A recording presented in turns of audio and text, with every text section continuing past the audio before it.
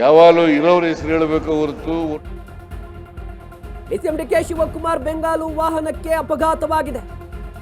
ಡಿವೈಡರ್ಗೆ ಡಿಕ್ಕಿ ಹೊಡೆದು ಪಲ್ಟಿ ಹೊಡೆದಿದೆ ಬೆಂಗಾವಲು ವಾಹನ.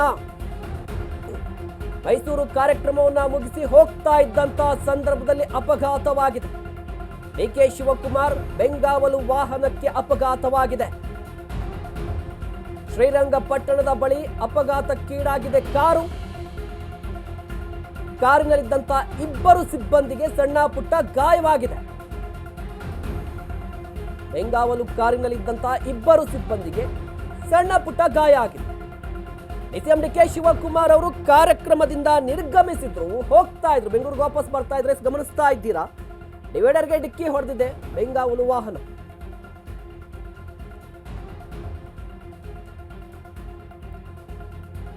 ಶ್ರೀರಂಗಪಟ್ಟಣ ಬಳಿ ಹೆದ್ದಾರಿಯಲ್ಲಿ ನಡೆದಿರುವಂತಹ ಘಟನೆ ಇದು. ಮೈಸೂರಿಂದ ವಾಪಸ್ ಆಗ್ತಾ ಇದ್ರು ಡಿಕೆ ಶಿವಕುಮಾರ್ ಅವರು. ಅವರ ಬೆಂಗಾವಲು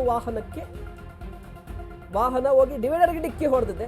ಬಟ್ ಏನು ಅದೃಷ್ಟವಶಾತ್ ಯಾವುದೇ ರೀತಿಯ ಪ್ರಾಣಾಪಾಯ ಏನು ಕೂಡ ಸಂಭವಿಸಿಲ್ಲ. ಬಟ್ ಸಣ್ಣ ಪುಟ್ಟ ಗಾಯ ಆಗಿದೆ. ಡಿಕೆ ಶಿವಕುಮಾರ್ ಅವರು ಕಾರಿನಿಂದ ಇಳಿದು ಬಂದು ನೋಡಿದ್ದಾರೆ ಏನಾಯ್ತು ಅಂತ ಹೇಳಿ. ಗಮನಿಸ್ತಾ ಇದ್ದೀರಾ, ಪಲ್ಟಿ ಆಗಿದೆ ವಾಹನ, ಪಲ್ಟಿ ಆಗಿದೆ. ದೊಡ್ಡ ಅಪಘಾತ ಸಂಭವಿಸಿದೆ. ಶ್ರೀರಂಗಪಟ್ಟಣದ ಬಳಿ ನಡೆದಿರುವಂತಹ ಘಟನೆ ಇದು.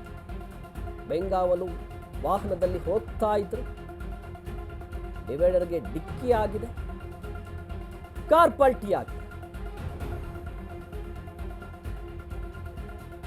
ಕಾರ್ ಪಲ್ಟಿ ಆದ್ರೂ ಕೂಡ ಅದೃಷ್ಟವಶಾತ್ ಕಾರಿನಲ್ಲಿ ಇದ್ದವರು ಸೇಫ್ ಆಗಿದ್ದಾರೆ.